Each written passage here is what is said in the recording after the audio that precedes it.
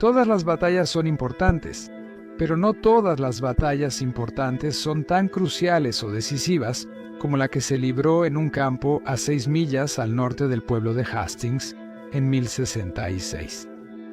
El lugar y la fecha están profundamente arraigados en la historia de Gran Bretaña porque fue un día en que todo cambió. Viajemos de regreso al siglo XI para conocer a 2 comandantes, 2 ejércitos igualados y una batalla. Una de las batallas más, si no es que la más crucial de la Edad Media. Bienvenidos a Locura Medieval.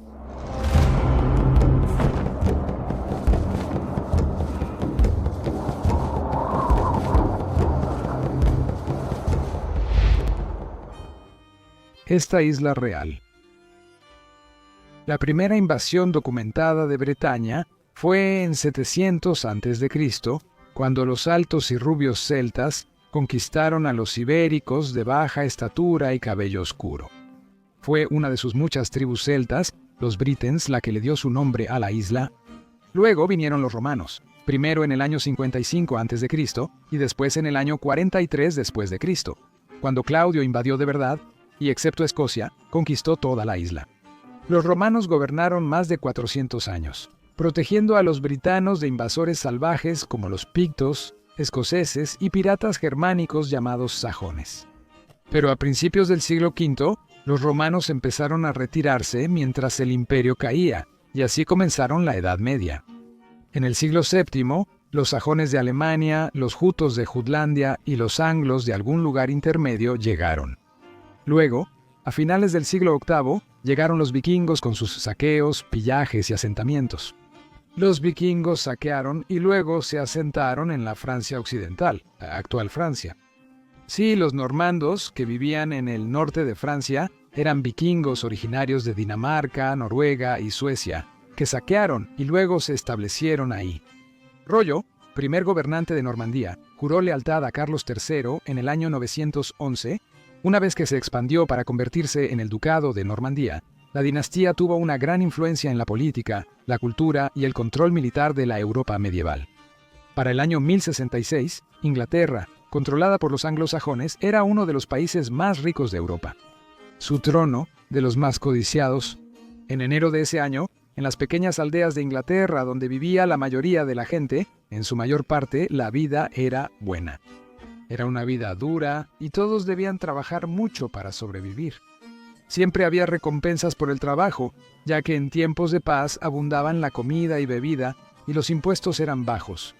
Inglaterra tuvo un clima frío y húmedo por mucho tiempo, pero desde 1066 y durante 2 siglos, el clima mejoró con inviernos suaves y veranos cálidos, permitiendo que los cultivos prosperaran. En esos pueblos, donde todos se conocían entre sí, incluso a los animales y árboles rara vez veían extraños. El rey Eduardo llevaba 24 años en el trono. Los relatos de los vikingos eran cosa del pasado y los ingleses estaban contentos. De tal palo, tal astilla. Eduardo el Confesor era el 7º hijo de Edelred II, conocido como el Indeciso, y de Emma de Normandía. Eduardo, nacido entre 1003 y 1005, asumió el trono de Inglaterra en 1042 tras la muerte del rey Harthacnut. Eduardo vivió exiliado 25 años en Normandía con su hermano Alfredo antes de regresar a Inglaterra. Su esposa Edith, con quien se casó en 1045, era hija de Godwin de Wessex, el conde más poderoso de Inglaterra. El 4 de enero, Eduardo estuvo casi todo el día inconsciente en un palacio junto al río Támesis en Londres. La enfermedad había comenzado 2 meses antes, conocida en ese entonces como un mal del cerebro. Probablemente fue una serie de pequeños derrames cerebrales. Como rey moribundo, Eduardo tenía un problema serio. No tenía heredero. En la década de 1120, Guillermo de Malmesbury escribió las Crónicas de los Reyes de Inglaterra, y hasta él admitió que no podía, cito, decidir cuál era exactamente la verdad en lo que respecta a la sucesión de Eduardo el Confesor. El clan Godwinson dominó la política inglesa desde que Godwin fue conde de Wessex por Canuto el Grande hace 46 años. Tras la muerte de Godwin, su padre, Harold asumió el control del sur de Inglaterra. Junto a sus hermanos, la casa de Godwin parecía destinada a ser una poderosa dinastía real. Según La vida del rey Eduardo, escrita en latín para la reina Edith por un escriba anónimo, posiblemente un sirviente flamenco en 1067, Harold era alto y buen conde. Cito: bien acostumbrado a fatigas interminables y a prescindir del sueño y la comida, y dotado de una suavidad de carácter y una comprensión más rápida. Aunque, cito, los perturbadores de la paz, ladrones y salteadores debían tener cuidado, ya que este defensor de la ley amenazaba con el terrible rostro de un león. Fue el 5 de enero de 1066, en su lecho de muerte, en presencia de la reina y el arzobispo de Canterbury, que Eduardo se volvió hacia Harold, el conde mayor de Inglaterra, de 43 años, y dijo, cito, «Te encomiendo todo el reino para tu protección». Luego, después de volver a caer en coma, murió. El hombre que sería rey. Mientras tanto, en Normandía, el duque Roberto I, llamado el Magnífico, murió en 1035 durante una peregrinación. Su hijo ilegítimo, el pequeño Guillermo de 8 años, siendo su único heredero varón, heredó su título como duque de Normandía, además de ser conocido como Guillermo el Bastardo en toda Francia. Roberto logró que el rey francés, Enrique, reconociera a su hijo y que los principales nobles de Normandía juraran lealtad a Guillermo antes de ir a Jerusalén. La juventud y el estatus de Guillermo causaron muchos problemas, ya que los nobles normandos luchaban entre sí para controlar al joven duque. Sin embargo, en 1047, Guillermo pudo aplastar una rebelión y establecer su poder sobre el ducado. Guillermo era un pariente lejano del rey Eduardo, ya que era nieto del tío materno de Eduardo, Ricardo II de Normandía. En los Hechos de los Reyes Ingleses, que completó en 1125, el historiador Guillermo de Malmesbury describió a Guillermo como, cito, de estatura justa, corpulencia extraordinaria, semblante feroz, la frente sin cabello, de tal fuerza en el brazo que nadie podía tensar su arco, el cual él mismo podía doblar mientras su caballo galopaba a toda velocidad. Y también gozaba de excelente salud. Otro Guillermo, esta vez un monje de Jumièges, coincidió en sus Hechos de los Duques de Normandía, escritos alrededor del año 1070, en que Guillermo era, cito, grande de cuerpo, fuerte y alto de estatura. El matrimonio de Guillermo con Matilde de Flandes en 1050 fortaleció su causa y le dio aliados en el condado de Flandes. Para 1066, Guillermo controlaba Normandía firmemente y estaba listo para expandirse.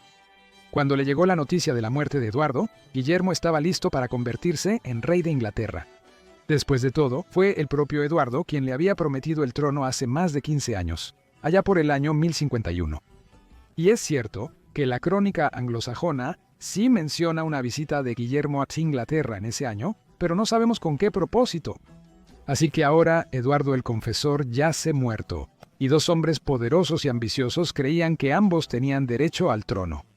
Cuando Harold se coronó a sí mismo apenas un día después de la muerte del viejo rey, un enfrentamiento era inevitable, y un furioso Guillermo tomó la decisión de invadir. En febrero, Guillermo reunió a sus nobles para buscar apoyo para invadir Inglaterra, pero se sorprendió al ver que dudaban debido al gran número de tropas que Harold podía llevar a la batalla. Guillermo buscó el apoyo de la Iglesia Católica. Una bendición papal seguramente haría que los hombres se unieran a la causa, así que envió al archidiácono Gilberto de Lisau a Roma para solicitar al Papa Alejandro II, quien no solo estuvo de acuerdo en que la causa de Guillermo era una empresa sagrada, sino que también le dio a Guillermo un estandarte papal para llevar a la batalla. Los hombres, incluidos nobles, se unieron a Guillermo, atraídos por su promesa de tierras en Inglaterra como recompensa por su lealtad. Mercenarios llegaron desde lugares tan lejanos como Italia para enriquecerse con tesoros en la tierra y el cielo. Al final, casi el 75% de su ejército eran mercenarios extranjeros. Ahora todo lo que Guillermo necesitaba era una flota para llevar a su ejército a Inglaterra. La parte más angosta del canal que cruza de Francia a Inglaterra está frente al puerto inglés de Dover. Sin embargo, esta costa era del conde de Flandes. Guillermo eligió el puerto de Debes en Normandía, al noroeste de París, y durante 2 meses construyó barcos y reunió suministros y tropas. Para el verano, Guillermo había supervisado la construcción de casi 700 barcos, listos para llevar a su ejército a través del canal. En la noche del martes después de Pascua, apareció una luz colosal en el cielo, seguida de una estela de fuego. La gente miró asustada hacia arriba al pasar sobre sus cabezas. Los monjes la llamaron una estrella peluda o un cometa, y fue vista en toda Inglaterra esa noche y durante una semana después.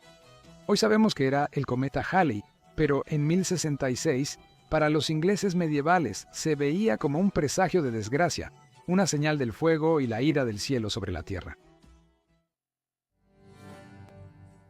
Defensa del reino. En Inglaterra, Harold recibía información de sus espías sobre el avance de la maquinaria de guerra normanda. También empezó a reunir fuerzas para proteger su isla y corona. Pensaba que la isla de Wight era el sitio más probable para el desembarco de Guillermo y su flota, así que se posicionó allí con sus tropas y colocó exploradores y barcos en puntos clave de la costa para alertar sobre cualquier enemigo. El ejército principal de Harold tenía 3 tipos de soldados. El corazón del ejército estaba formado por sus housecarls, un grupo de hombres profesionales de tiempo completo seleccionados personalmente. Eran pocos en número, quizás solo alrededor de 4,000, pero lo que les faltaba en cantidad lo compensaban con habilidad. Junto a los housecarls, el Fjord era un cuerpo de tropas de medio tiempo. Estos hombres formaban una milicia e incluían a los tanes, nobles menores. Por último, llegaba todo hombre apto para combatir. Mal organizados y armados, solo estaban ahí para sumar. Eran 12,000 hombres de los housecarls y los Fjord los que estaban apostados a lo largo de la costa, esperando para repeler la invasión. Y esperaron semana tras semana, mes tras mes. Guillermo estaba listo para la pelea, pero los vientos en contra impedían que los barcos reunidos en la desembocadura del río Debes zarparan sin un viento del sur.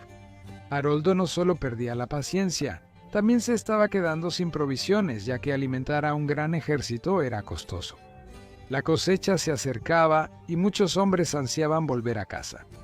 Así que Haroldo tomó la fatídica decisión de desmantelar el ejército y regresar a Londres. Buscar y destruir.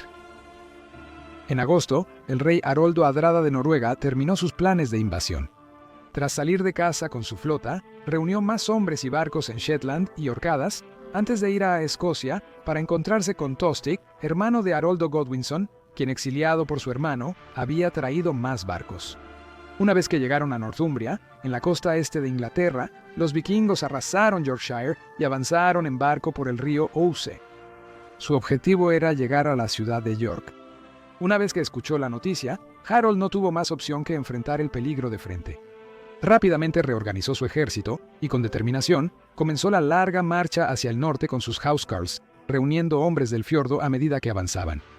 Para cuando llegaron con los vikingos en Stamford Bridge, el 25 de septiembre, el ejército sajón había crecido a miles y había logrado marchar más de 180 millas en unos asombrosos 5 días. Los nórdicos fueron tomados por sorpresa. No esperaban que Harold llegara tan rápido con su ejército y estaban divididos en 2 grupos a lo largo del río Derwent. La mitad fuerte acampaba junto al río y la débil junto a un pantano.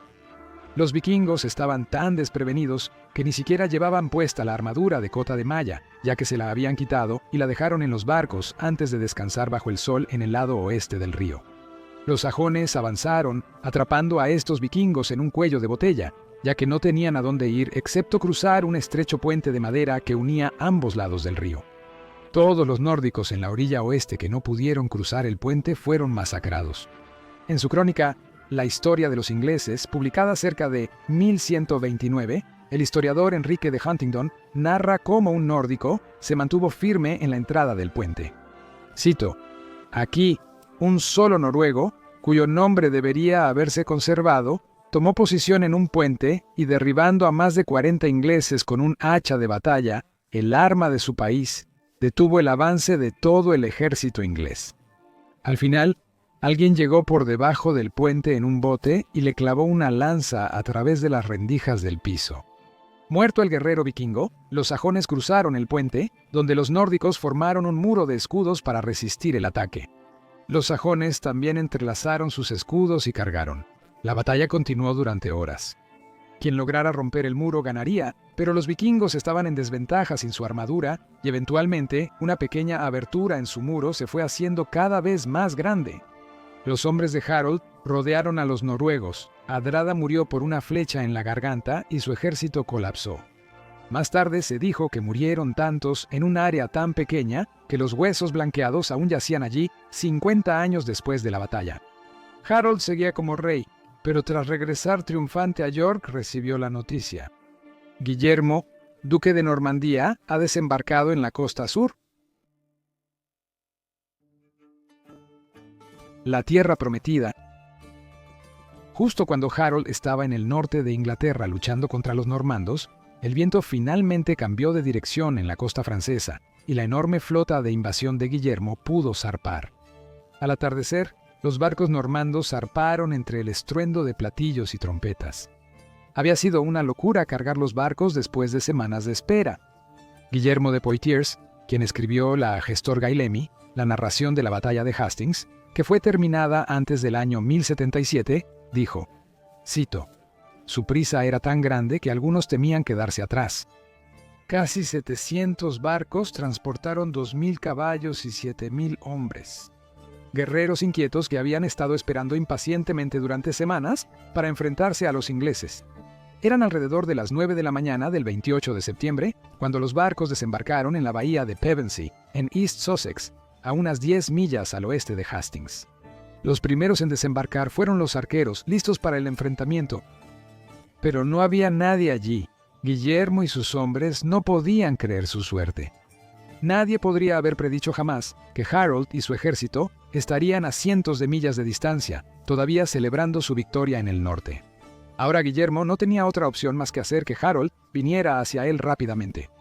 Él estaba en un país hostil y no podía arriesgarse a internarse más para enfrentar a su enemigo, así que empezó a destruir y masacrar sistemáticamente los pueblos cercanos. No podía permitirse dejar que Harold reuniera más tropas esperando. Harold avanzaba al sur esperando sorprender a los normandos, pero su ejército estaba gravemente diezmado. Los Housecarls sufrieron grandes pérdidas en Stamford. El ejército sajón de 4.000 hombres tardó solo 5 días en recorrer las 250 millas, y para cuando llegaron a Colbeck Hill, la tarde del viernes 12 de octubre, su número había aumentado en otros 3.000 hombres. Es un mito perdurable que la batalla de Hastings tuvo lugar en Hastings. Ocurrió en una zona poco poblada a 6 millas tierra adentro, cerca de Colbeck Hill.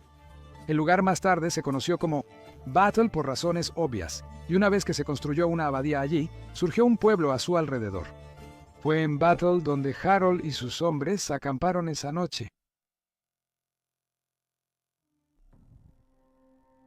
Empieza como piensas continuar. Hay varios relatos contemporáneos de la batalla, la mayoría contradictorios. Se sabe con certeza que la lucha inició a las 9 de la mañana del sábado 14 de octubre de 1066, cuando Guillermo y su ejército llegaron desde Hastings, y continuó hasta el anochecer, entre las 5 y 6 de la tarde.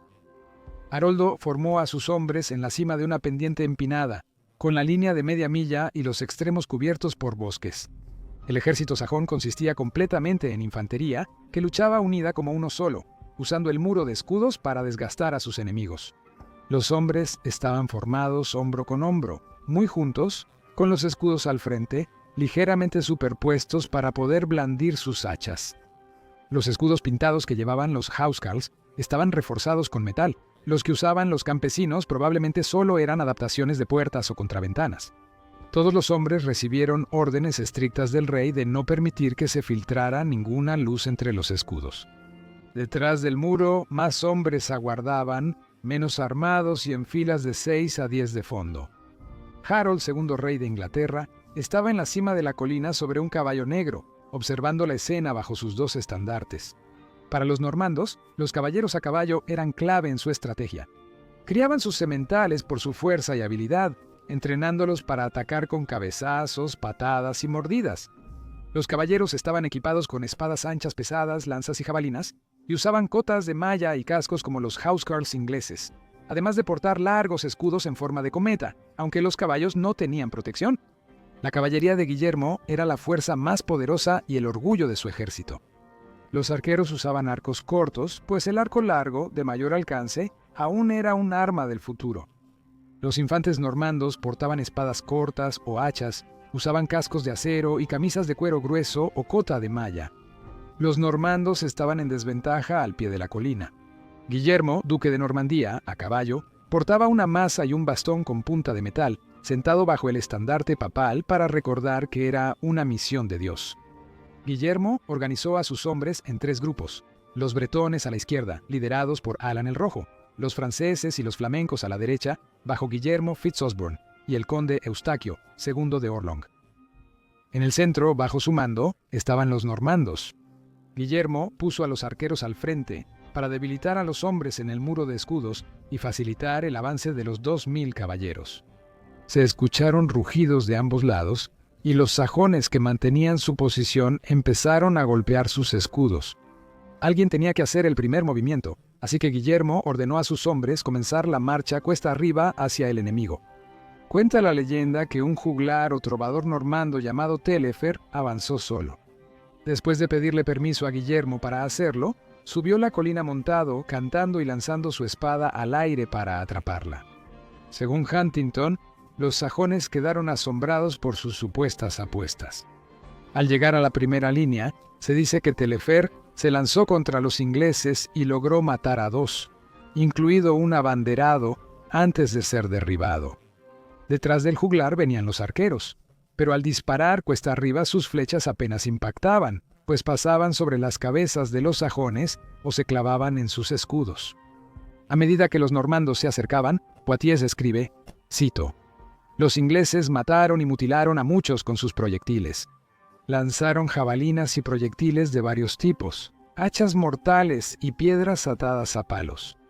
Los caballeros avanzaron, pero los sajones lanzaron sus armas contra el muro y los gritos se ahogaron entre el choque de armas y gemidos de moribundos». Poitiers continúa diciendo que, cito: «Por un tiempo, ambos bandos lucharon con todas sus fuerzas. Los ingleses se vieron muy favorecidos por la ventaja del terreno elevado, que mantenían en filas cerradas sin avanzar, y también por su gran número y la masa densamente agrupada, y además por sus armas de guerra, que penetraban fácilmente los escudos y otras protecciones. Resistieron con firmeza, o hicieron retroceder a quienes los atacaron con espadas. Incluso hirieron a quienes les lanzaban jabalinas desde lejos». Fin de la cita. Los normandos mostraron las primeras señales de debilidad y en un giro que perjudicó más a los ingleses que a los franceses, cito: «Aterrados por la ferocidad, infantería, caballeros bretones y auxiliares en el ala izquierda huyeron, y casi toda la línea del duque cedió». Después de aproximadamente 1 hora de combate, los normandos, tanto a caballo como a pie, entraron en pánico y huyeron cuesta abajo en la dirección de la que habían venido. Muchos de los caballeros lucharon con los caballos mientras quedaban atascados en el terreno pantanoso al fondo del valle. Ver huir al enemigo de la batalla fue una tentación demasiado grande para los sajones. Los que estaban en el ala derecha del muro rompieron filas y corrieron colina abajo tras los bretones. Haroldo, que luchaba en la primera línea con sus hombres, debió mirar horrorizado al verlos abandonar el muro de escudos. Los sajones, tras bajar corriendo al pantano al pie de la colina, quedaban expuestos tras las líneas enemigas. Haroldo tenía una elección: o bajaba corriendo la colina para unirse a los demás en el ataque, o se quedaba en la cima para defender. Él eligió quedarse y defender su posición. Incluso el francés Poitiers reconoce que los ingleses pelearon confiados y con todas sus fuerzas, tratando de impedir que sus atacantes abrieran una brecha. Continúa diciendo que los sajones estaban, cito, tan apretados entre sí que apenas había espacio para que los caídos pudieran desplomarse. Quizá la decisión de Harold de mantenerse firme fue clave para el resultado de la batalla. Si Harold hubiera atacado desde la cresta cuando los normandos estaban desordenados, tal vez el resultado habría sido distinto. Es probable que él creyera que si los sajones se movían de su fuerte posición defensiva, eso invitaría al desastre. Guillermo, sin embargo, eligió pasar al ataque y, llevando a algunos de sus caballeros con él, galopó hacia la zona pantanosa y atacó a los sajones vulnerables. Según Poitiers, pronto fueron rodeados y masacrados y, cito, destruidos en un instante, de modo que no sobrevivió ni uno solo. Después de eso, no se sabe si Guillermo utilizó fingir huir como una estrategia deliberada para atraer a los sajones fuera del muro de escudos. Poitiers escribió que los normandos fingieron la huida deliberadamente porque, cito, vieron que no podían conquistar a un enemigo tan sólidamente agrupado sin sufrir grandes pérdidas. Y Guillermo había visto lo que sucedió cuando el grupo de bretones huyó. Eso abrió una brecha en la muralla y los sajones que los siguieron quedaron a merced de sus caballeros.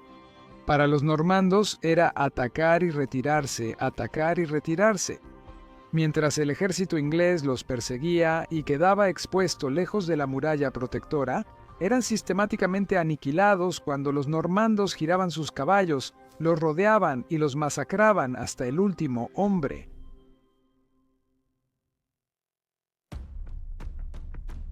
¿Por quién doblan las campanas? El tiempo seguía corriendo.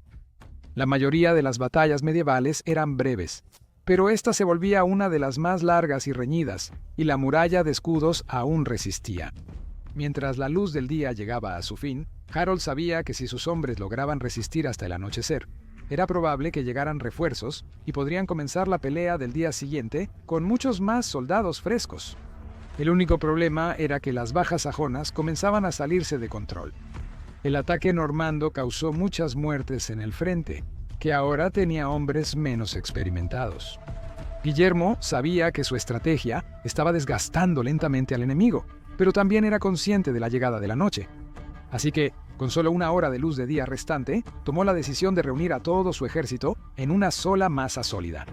Detrás de ellos, colocó a sus arqueros, ordenándoles que no dispararan a los hombres de la primera línea, sino hacia arriba, para que las flechas cayeran sobre los sajones que estaban detrás del muro de escudos. Fue entonces, según Huntingdon, que, cito, una lluvia de flechas cayó alrededor del rey Harold, y él mismo fue atravesado en el ojo. Fue uno de los momentos más famosos en la historia británica. Mientras el último rey anglosajón de Inglaterra yacía muriendo, el caos se desató entre los sajones. Los normandos cargaron y finalmente se rompió la muralla de escudos. Unos caballeros franceses se dirigieron al cuerpo del rey caído y le cortaron ambas piernas y luego la cabeza. El leal housecarl de Harold se mantuvo fiel hasta el final e intentó proteger el cuerpo de Harold. Sus hermanos, los condes Leofric y Gyrth, fueron hallados cerca. Al enterarse de la muerte de su rey, la moral sajona se quebró y aquellos que no fueron perseguidos y masacrados por los normandos se escabulleron silenciosamente al bosque al caer la noche. Así, proclamó Enrique de Huntingdon, la mano del Señor hizo realidad el cambio que un cometa extraordinario había presagiado al inicio de ese mismo año. Miles de hombres habían muerto. Según el Carmen Guidonis, la primera crónica de la invasión normanda, posiblemente escrita por Guy, obispo de Amiens, pocos meses tras la batalla. A la mañana siguiente, los normandos enterraron a sus muertos, pero dejaron a los ingleses para ser comidos por gusanos, lobos, aves y perros. No se encontró el cuerpo de Harold porque fue despedazado, aunque los relatos sobre su muerte son contradictorios. Guillermo de Poitiers solo menciona su muerte, sin detallar cómo sucedió. El tapiz de Bayeux, un bordado de 70 metros sobre la conquista normanda, tampoco ayuda mucho, pues muestra dos figuras bajo la frase «Aquí el rey Harold ha sido asesinado». Uno con una flecha clavada en el ojo y el otro cayendo al suelo mientras es golpeado por una espada. No está claro a cuál de las figuras se refiere la declaración, e incluso podría aplicarse a ambas. Guerra de cambio. Guillermo el Conquistador, de 38 años, fue coronado rey de Inglaterra el 25 de diciembre de 1066 en la Abadía de Westminster, Londres. Su conquista provocó uno de los mayores trastornos en el panorama político y cultural de Gran Bretaña desde la invasión romana. La conquista normanda influyó por siglos en el gobierno, la ley, la religión y la arquitectura. De la noche a la mañana, los ingleses se encontraron gobernados por un nuevo grupo de hombres que ni siquiera podían hablar su idioma. Desde el inicio, a los ingleses les costó aceptar el nuevo régimen y la rebelión fue inevitable. Guillermo descubrió que debía sofocar revueltas en casi todo su nuevo reino. El resultado fue una destrucción total, ya que los normandos, unos 10.000, incendiaron aldeas y cultivos al intentar someter a 500.000 de británicos. A pesar de que los eventos en Hastings resaltaron la importancia de la caballería en la batalla, los muros de escudos masivos continuaron utilizándose hasta finales del siglo XII, especialmente en lugares poco aptos para el combate montado.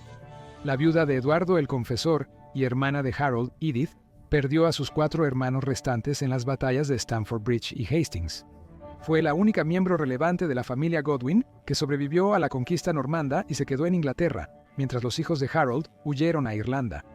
Según el historiador medieval Stephen Baxter, la manera en que Eduardo el Confesor manejó el tema de la sucesión fue peligrosamente indecisa y contribuyó a una de las mayores catástrofes que los ingleses hayan sufrido. Muchas gracias por ver este episodio de Locura Medieval. Por favor, deja un like y un comentario en el video si te gustó, así sabremos si debemos hacer más videos largos como este. Y si quieres estar al tanto de todos los videos que publicamos, asegúrate de suscribirte al canal y haz clic en el icono de la campana para que te notifiquen cada vez que subamos un nuevo video. Hasta la próxima, que estén bien. Saludos.